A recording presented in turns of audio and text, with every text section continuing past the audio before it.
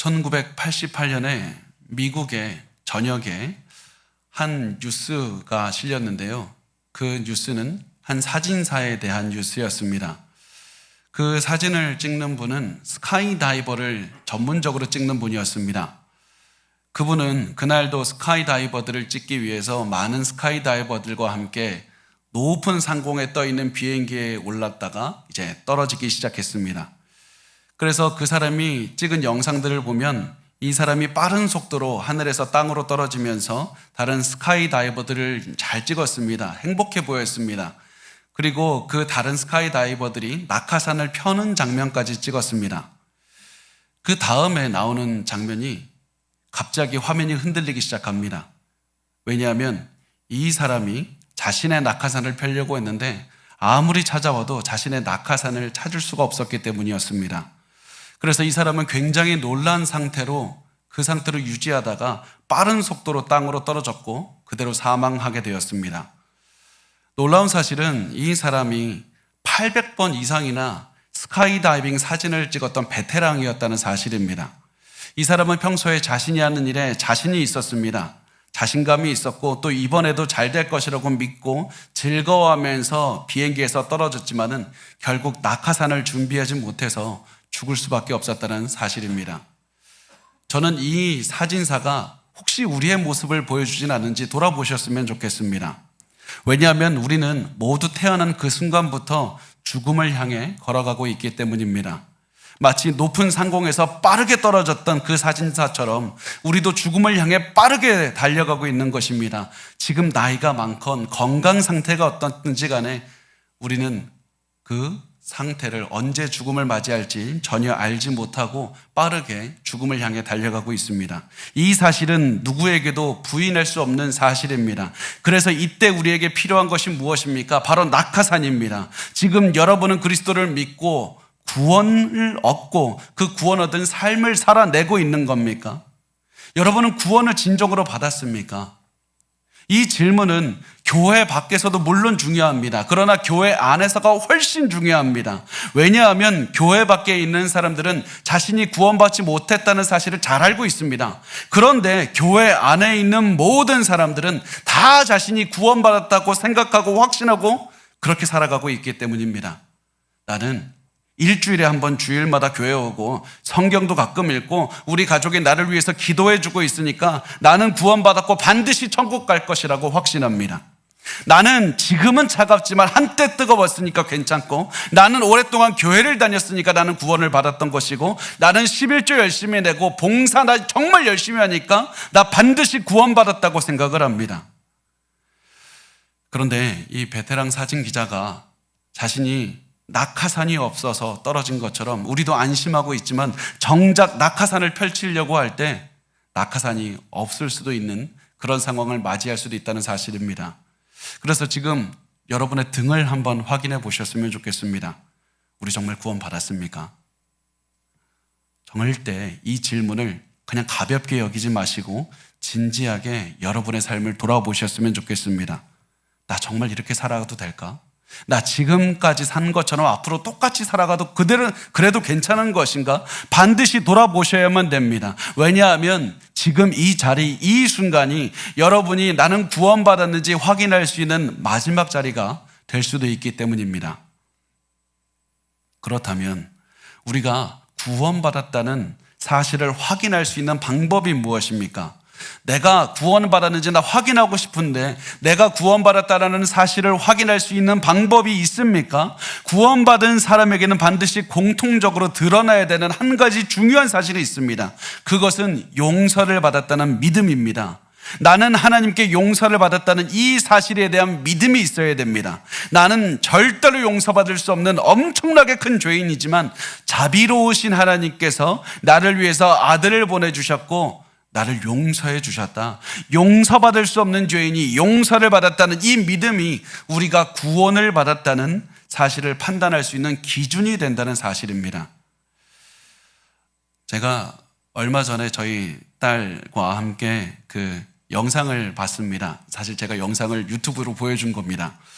그 영상에는 외국의 교회에서 예배드리고 찬양하는 영상이었습니다.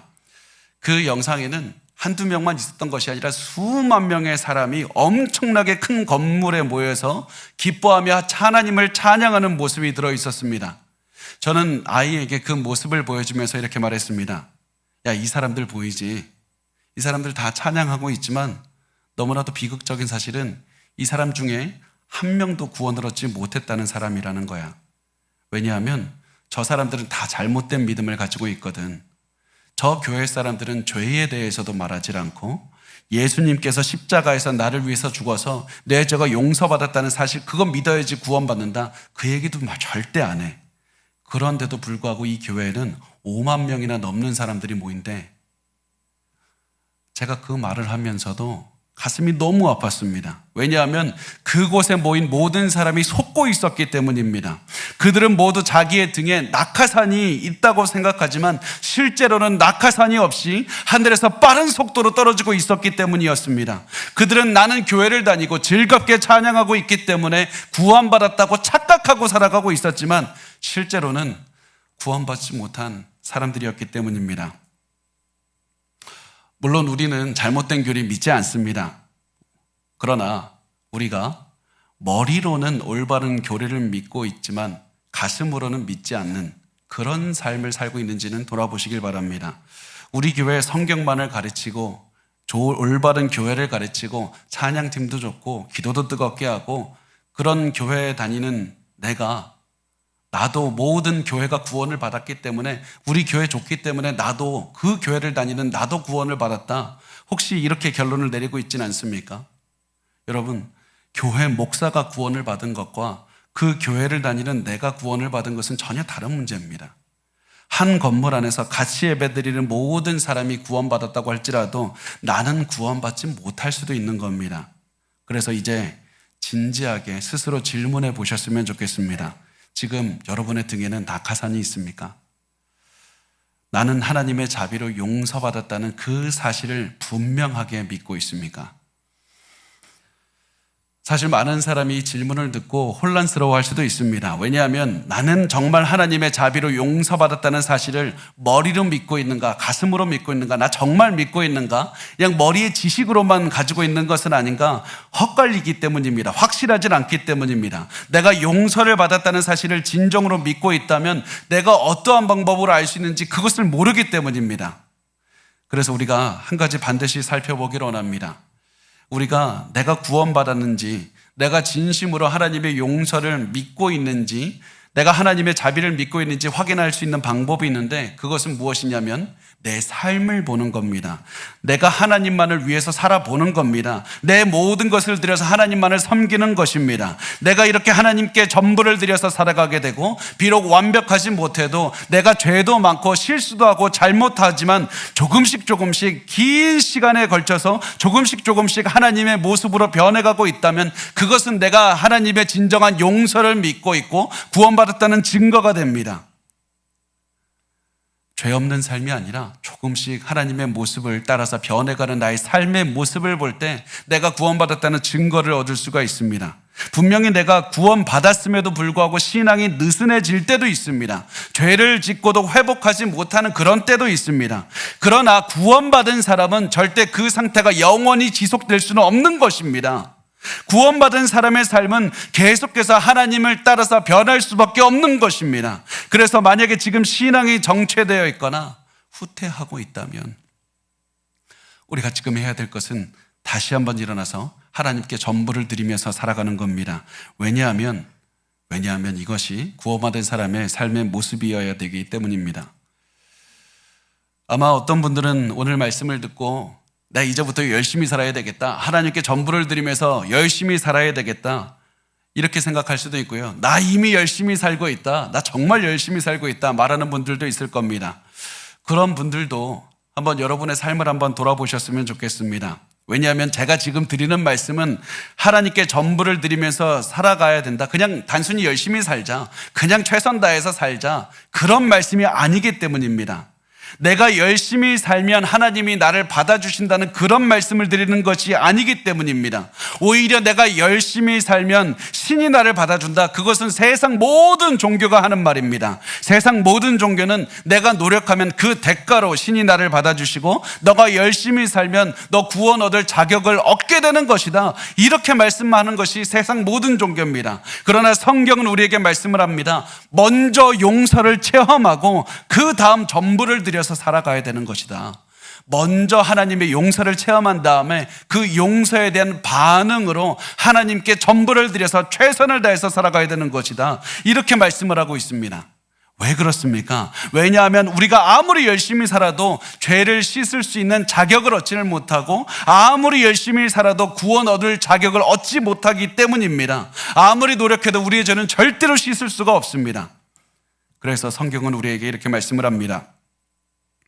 나는 용서받을 수 없는 죄인이지만 하나님의 자비로 용서받았다는 사실을 끊임없이 믿고 끊임없이 감동을 체험하고 끊임없이 감사할 때 그 엄청난 용서에 대한 반응으로 하나님께 전부를 들여서 살아가야 된다. 그것이 너희가 살아내야 되는 방식이고, 그래서 우리를 움직이는, 우리를 달려가게 하는 동력이 어디서 나옵니까? 용서받을 수 없는 내가 하나님의 자비로 용서받았다는 이 확신, 이 믿음이 우리를 움직여가는 힘이 된다는 사실입니다.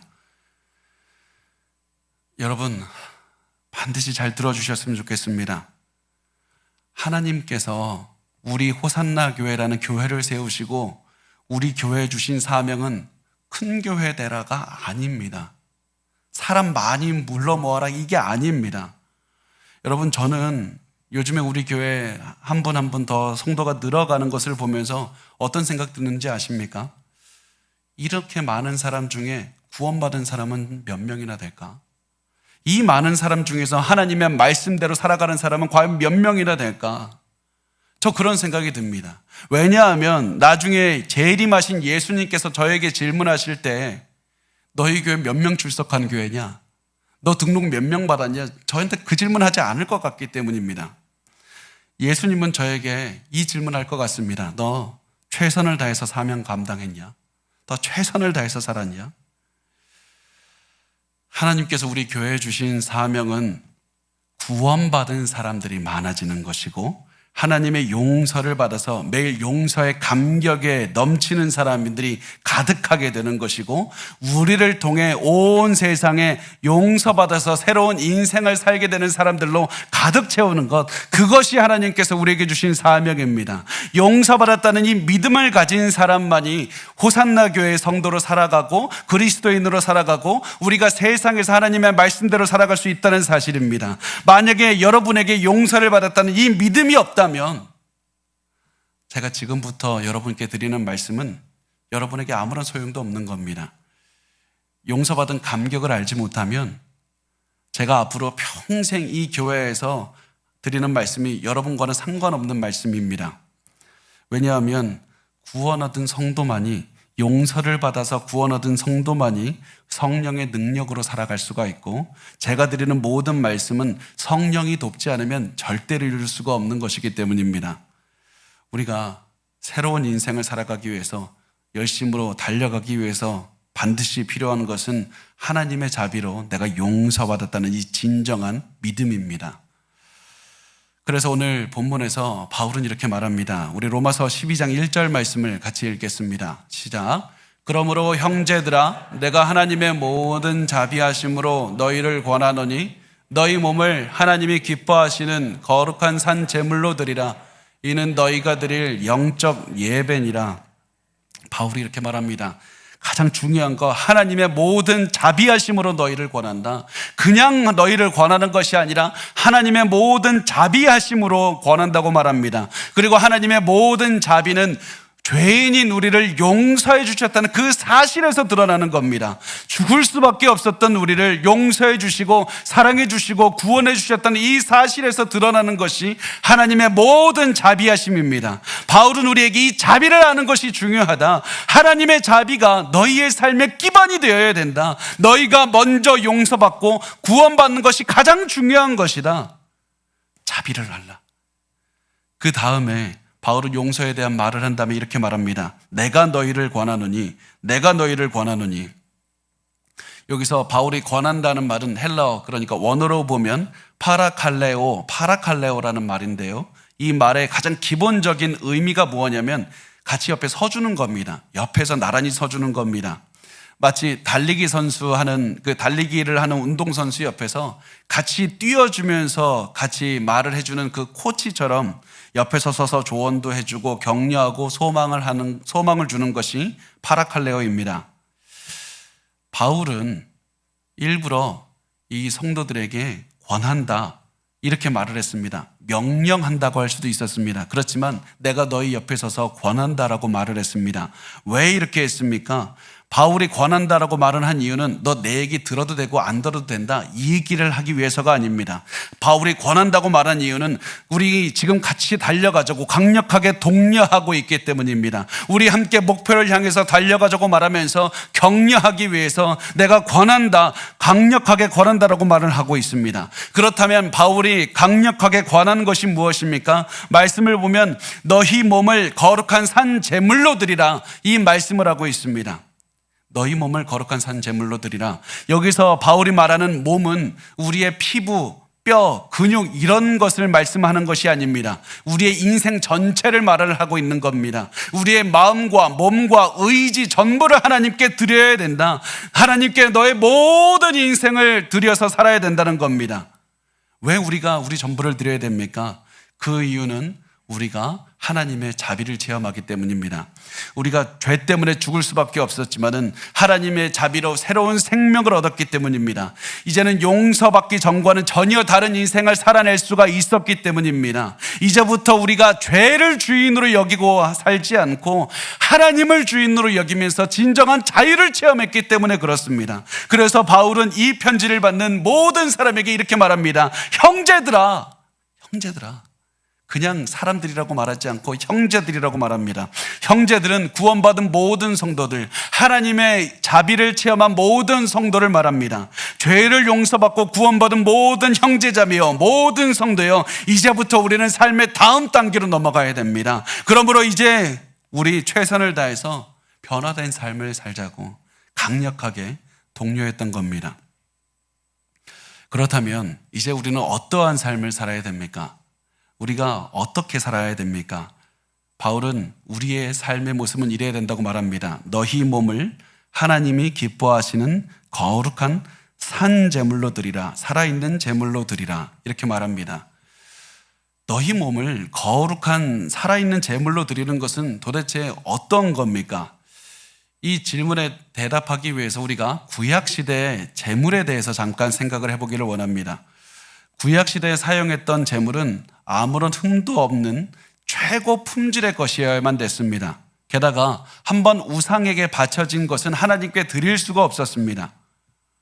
그런데 바울이 이제 구원받은 우리가 제물이 되어야 된다. 너희가 제물이 되어야 된다고 말씀을 하고 있습니다. 너희가 그 완벽하고 흠없는 제물이 되어야 된다는 겁니다. 그렇다면 우리가 어떻게 해야 거룩하고 흠없는 살아있는 제물이 될 수가 있습니까? 그것은 우리가 계속해서 하나님만을 위해서 거룩하게 살아가기만 하면 되는 겁니다. 최선을 다해서 하나님을 위해서 살아야 되고 매 순간 하나님께서 주신 사명만을 위해서 살아야 되는 겁니다. 우리가 살아가는 모든 순간마다 하나님께 나 자신을 바치는 인생을 살아내는 겁니다. 끊임없이 죄는 버리고 끊임없이 하나님께 온전하게 살아가기 위해서 하나님만을 위해서 그런 하나님께 바쳐진 인생을 살아가는 것이 바로 바울이 말하는 그런 거룩한 산 제물이 되는 겁니다. 어떤 분은 이렇게 말씀을 합니다. 아니 어떻게 우리 인생 전부를 하나님께 바치고 살 수 있습니까? 내 인생의 70%나 80%면 그 정도만 하나님을 위해서 살아도 잘 산 것 아닙니까? 아니 나머지는 좀 나를 위해서 살아야 되는 것 아니겠습니까? 만약에 여러분 중에서 그런 생각이 드시는 분이 있다면 그 질문을, 그 말씀을 여러분의 부부 생활에 한번 대입을 해보셨으면 좋겠습니다.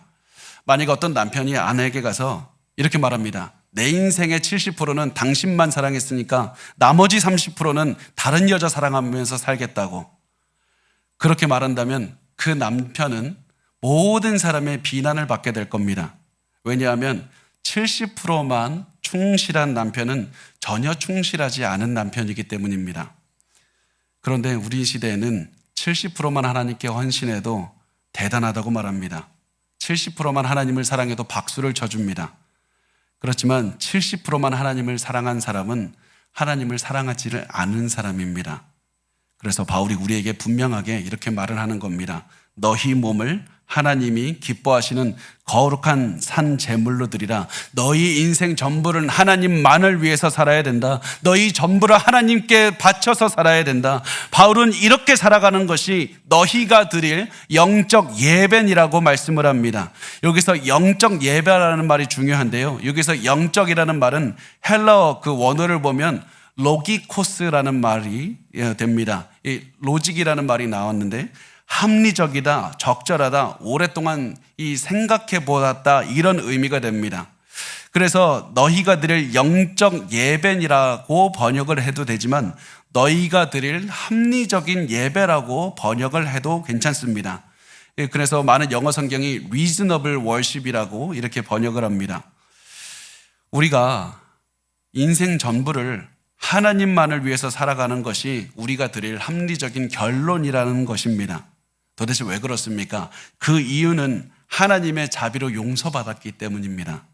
하나님의 자비 때문에 너희가 죽지 않고 새로운 생명을 얻을 수 있었고 새로운 인생을 살아가게 되었으니까 이제부터 하나님만을 위해서 살아야 한다는 결론을 내리는 것이 합리적이다. 하나님께로서 죄로부터 벗어나는 새로운 인생을 주셨는데도 너가 또다시 과거로 돌아가서 죄를 위해서 살아가는 것은 불합리한 것이다. 이상한 것이다. 이제부터 하나님께 우리 전부를 드리면서 살아가는 것이 합리적이고 당연한 것이라는 말을 바울은 하고 있는 겁니다. 그렇지만 우리가 우리 인생 전부를 드리는 것은 생각처럼 쉽지 않을 겁니다. 왜냐하면 이 세상은 우리가 하나님만을 위해서 살도록 내버려 두지 않을 것이기 때문입니다. 마귀는 계속해서 우리를 공격할 것이고 세상을 위해 살도록 이끌려고 할 것이기 때문입니다. 그래서 마귀가 공격하는 곳이 어디입니까? 우리의 마음입니다. 우리의 마음이 그래서 중요한 겁니다. 그렇다면 우리는 어떠한 마음을 가져야, 어떠한 마음으로 살아야 하나님만을 위해서 살 수 있습니까? 세상에서 하나님만을 위해서 살아갈 수 있도록 하는 그 마음을 어떻게 가질 수 있습니까? 바울은 우리가 가져야 되는 마음에 대해서 이렇게 말씀을 합니다. 우리 로마서 12장 2절 말씀을 같이 읽겠습니다. 시작. 너희는 이 세대를 본받지 말고 오직 마음을 새롭게 함으로 변화를 받아 하나님의 선하시고 기뻐하시고 온전하신 뜻이 무엇인지 분별하도록 하라. 너희가 지금까지 이 세대를 본받으면서 살아왔다. 너희가 구원받기 전까지 이 세대를 본받으면서 살아왔다. 바울이 말하는 이 세대가 무엇입니까? 사탄이 지배하는 악한 세상입니다. 예수님이 재림하시기 전까지만 존재하는 잠깐 있는 그런 악한 세상을 의미하고 있습니다. 이 세상은 속임수와 의심이 가득하고 욕심이 가득하고 이기적이고 폭력적이고 음란한 생각으로 가득한 시대가 바로 이 세대입니다. 바울은 지금까지 너희가 이 세대를 본받으면서 이 세대를 따라 살아왔지만 변화받은 너희는, 용서받아서 변화받은 너희는 이제부터 절대로 이 세대를 따라서 살면 안 된다고 강력하게 경고하고 있는 겁니다.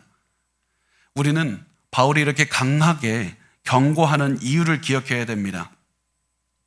바울이 이렇게 강하게 경고하는 이유는 아무리 구원받은 사람이라 하더라도 이 세대를 따라서 욕심을 낼 수밖에 없고 이기적이고 폭력적이고 음란하게 살아가는 것이 너무나도 쉽기 때문입니다. 너무나도 쉽습니다. 왜냐하면 왜 이게 쉽습니까? 이 세대를 따라 사는 것이 우리가 보기에 좋아 보이기 때문입니다. 이 세대를 따라 살면 돈도 벌 수 있습니다. 성공도 쉽게 할 수 있습니다. 편하게 살 수 있습니다. 사람들에게 인정도 받고 내 음란한 욕정도 막 채울 수 있는 것만 같습니다.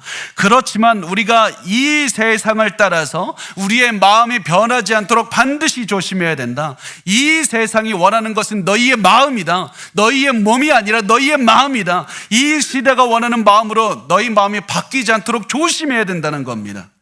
그래서 여러분, 우리가 보는 것을 조심해야 되고 듣는 것을 조심해야 됩니다. 우리가 어떤 영화를 보는지 조심해야 되고, 우리가 어떤 드라마를 보는지 조심해야 되고, 우리가 어떤 유튜브 짧은 영상이라도 보는 것을 조심해야 되는 겁니다. 왜냐하면 우리가 보고 듣는 것을 통해서 세상이 원하는 것은 여러분의 마음이기 때문입니다. 여러분의 마음을 이 세대를 따라서 변화시키기 위해서 여러분에게 그 영상을 보여주고 그 음성을 들려주는 것이기 때문입니다. 결국 마귀의 목적은 여러분의 마음입니다. 우리 눈과 귀로 들어간 모든 것은 여러분의 마음에 영향을 준다는 당연한 사실을 반드시 기억하시기 바랍니다. 음란한 것을 계속 보는 사람은 음란한 마음을 가질 수밖에 없고요. 폭력적인 것을 계속 보는 사람은 마음이 폭력적이 될 수밖에 없습니다. 세상이 우리에게 계속해서 이런 것들을 보여주고 들려주는 이유는, 우리 자녀들에게 보여주고 들려주는 이유는 사탄이 우리의 보고 듣는 것을 통해서 우리의 마음을 변화시키려고 하기 때문입니다. 그렇다면 우리는 어떻게 해야 되는가? 우리 마음이 이 악한 세대를 따라서 변화하지 않으려면 어떻게 해야 되는가? 성경은 말합니다. 오직 마음을 새롭게 해야 된다. 오직 마음을 새롭게 해야 된다. 그렇다면 우리가 어떻게 하면 마음을 새롭게 할 수 있습니까? 마음을 새롭게 하는 방법이 무엇입니까? 그것은 우리의 능력으로는 할 수 없는 것입니다. 내가 할 수 있는 것이 아니라 성령의 능력으로만 가능한 것입니다. 우리가 하나님의 말씀으로 우리의 마음을 가득 채우면 성령께서 우리의 마음속에 있는 말씀을 사용해서 우리의 마음을 새롭게 하시는 겁니다. 성령이 하시는 겁니다. 이렇게 마음이 새롭게 되면 우리에게서 변화가 일어나기 시작합니다. 그래서 바울은 마음을 새롭게 함으로 변화를 받으라고 말씀을 합니다. 여기서 바울이 말하는 변화는 헬라어, 그러니까 원어로요, 메타몰포라는 말인데요, 형태가 변한다, 형태가 변한다는 말입니다. 마치 이 애벌레가 나비가 되는 것처럼 형태가 변하는 것을, 이 변화를 받으라라는 의미로 사용하고 있습니다. 성령의 능력으로 마음이 새롭게 돼서 마음이 변하면 이 마음에서 모든 삶의 모습까지도 변하게 된다는 겁니다. 안으로부터 바깥으로 변화시키는 것이 성령이 이루시는 변화입니다. 우리의 마음을 새롭게 만들기 위해서 말씀으로 우리의 가슴을 가득 채우고 성령께 의지하며 기도할 때 성령께서 우리의 마음을 변화시켜서 우리의 삶 전체를 변화시키십니다. 그렇지만 이 변화는 단번에 이루어지지 않을 겁니다. 우리의 삶의 오랜 시간을 통해서 계속해서 이 변화가 이루어질 겁니다. 계속해서 우리가 말씀으로 우리의 마음을 가득 채우고 삶에서 중요한 선택을 할 때마다 하나님을 위한 선택을 할 때 조금씩 삶의 변화가 일어나는 겁니다. 그래서 우리가 죽는 그 순간까지 우리 속에서 계속해서 변화가 일어나는 것이고 우리의 삶이 변하는 겁니다. 그렇게 하다 보면 우리가 언젠가는 하나님이 생각하시는 대로 생각하게 되고 하나님이 사랑하시는 것을 사랑하게 되고 하나님의 관점으로 세상을 바라보게 됩니다. 그래서 하나님의 뜻이 무엇인지를 알게 됩니다. 그렇게 하나님의 뜻을 분별하고 하나님의 뜻대로 순종하다 보면 이 한 가지 사실을 알게 될 겁니다. 하나님의 뜻이 선하고 하나님께서 그것을 기뻐하실 뿐만 아니라 하나님의 뜻은 온전하다. 그것을 깨닫게 될 겁니다. 온전하다는 말은 완벽하다는 겁니다. 처음에는 하나님의 뜻이 어리석어 보일 때도 있지만은 돌아가게 하는 것처럼 보일 때도 있을 겁니다. 그렇지만 우리 마음이 하나님을 따라서 변화할수록 우리는 하나님의 뜻만이 완벽하다는 사실을 깨닫게 될 겁니다. 바울은 이 모든 사실을 알려주면서 우리 전부를 하나님께 드려서 하나님의 뜻만을 위해서 살아가자고, 우리에게 새로운 인생을 살게 하신 그 하나님께 전부를 드려서 하나님만을 위해서 살자고 강력하게 권하는 겁니다. 여러분은 하나님을 위해서 살아가고 있습니까? 하나님께 전부를 드려서 살아가고 있습니까? 제가 오늘 말씀을 준비하면서 계속 제 마음속에 제가 평소에 품고 있던 두려움 하나가 떠올랐습니다. 저는 한 가지 두려운 것이 있는데 나중에 예수님을 만났을 때 저에게 아직 사명을 감당할 수 있는 힘이 남아있을까 봐 무섭습니다. 이 세상을 살아가면서 예수님을 위해서 내 모든 것을 남김없이 아낌없이 다 쏟아부어서 더 이상 내가 쏟아부을 수 있는 힘이 없을 때 그때 내가 죽고 싶은데, 그런 상태로 예수님 만나고 싶은데 예수님을 만났을 때 제가 제 인생 낭비해서 아직도 많은 힘이 남아있을까 봐 그래서 두려운 겁니다. 제대로 사명 감당하지 못할까봐 그게 힘든 겁니다. 저는 이런 생각이 들 때마다 더 열심히 사역하게 됩니다. 더 열심히 살아가게 됩니다. 어떤 분들은 그런 저를 보고 이렇게 말합니다. 뭐 그렇게까지 열심히 합니까? 그렇게까지 열심히 할 필요가 있습니까? 적당히 설교 준비하면 되고, 적당히 사역하면 되고, 적당히 사랑하면 되는 것 아닙니까? 저는 그런 말을 들을 때마다 마음속으로부터 한 가지 대답을 할 수밖에 없습니다. 제가 적당하게 살아가기에는 하나님께 받은 게 너무 많습니다. 제가 가지고 있는 모든 것이 자비하신 하나님께 받은 건데 제가 어떻게 적당하게 살아갈 수가 있겠습니까? 하나님께 이렇게나 많이 받았으니까 하나님만을 위해서 살아갈 수밖에 없습니다. 그런 마음을 가지고 매일매일 고민하면서 생각하면서 살아갑니다. 무엇이 예수님을 위한 선택인가? 어떻게 해야 예수님을 위해 선택하는 것인가? 이 질문은 특히 개척한 다음부터 지금까지 계속해서 이어졌습니다. 개척한 다음부터 지금까지 솔직히 무서운 거 참 많았습니다. 힘든 거 많았습니다. 그렇지만 항상 하나님이 무슨 선택을 원하실까? 그 생각을 하면서 한 걸음씩 걸어왔습니다. 그렇게 살았을 때도 여전히 저도 죄도 많이 지었고요. 잘못된 선택도 엄청나게 많이 했지만 그래도 이렇게 하나님께 전부를 드리려고 노력하며 살아가는 제 발버둥 치는 모습을 하나님 불쌍하게 여기셨고요. 저를 많이 인도해 주셨습니다. 그리고 이렇게 하나님을 위해서 하나님의 뜻을 실천하면서 노력한 제 삶을 한번 돌아보았더니 한 가지를 확실하게 고백할 수가 있었습니다. 하나님의 뜻이 완벽했다는 겁니다. 하나님의 뜻은 완벽했습니다. 저를 위한 하나님의 뜻은 정말 완벽했습니다. 그래서 저는 자신 있게 여러분 모두에게 말씀을 드릴 수 있습니다. 우리 모두 하나님만을 위해서 살자는 그 말씀을 확실하게 드릴 수 있습니다. 우리가 태어날 때부터 하늘에서부터 떨어지기 시작해서 바닥으로 빨리 다가가고 있는 우리 인생이지 않습니까? 이 인생 후회 없이 남김없이 사시길 바랍니다. 그렇게 살기 위해서는 우리가 항상 하나님께 받은 용서를 믿어야 되고 성령이 주시는 마음을 가지고 하나님께 전부를 드리면서 살아야 됩니다. 매 순간 모든 것을 드리면서 살면 그것으로 되는 겁니다. 그러면 하나님께서는 우리를 조금씩 바꿔주실 겁니다. 조금씩 예수 닮게 하실 겁니다. 그렇게 최선을 다해서 살다가 어느 날 우리를 구원하신 재림하신 예수님을 다시 만나게 되는 날이 올 겁니다. 그리고 예수님을 만나는 그날 우리는 한 가지 사실을 깨닫게 될 겁니다. 아, 우리가 그렇게 변했는데도 아직도 모자라구나. 내가 그렇게 최선을 다해서 변했고 최선을 다해서 드렸는데도 완벽한 예수님 앞에 섰을 때 나는 아직도 부족하고 모자라다. 이 사실을 깨닫게 될 겁니다. 그때 자비가 많으신 예수님은 우리를 위로하시고 우리를 예수님 닮은 모습으로 변화시켜 주실 겁니다. 우리는 그렇게 또다시 예수님의 자비를 체험할 겁니다. 그래서 우리 이 자리에서 실패하고 또 넘어지고 힘들다고 할지라도 절대 포기하지 말고 또다시 예수님께 전부를 드리면서 살아갔으면 좋겠습니다. 우리가 달려가는 이 길의 끝에는 사랑과 자비가 풍성하신 예수님이 기다리고 있습니다. 우리 그 예수님을 향해서 달려가는 우리 삶을 살았으면 좋겠습니다.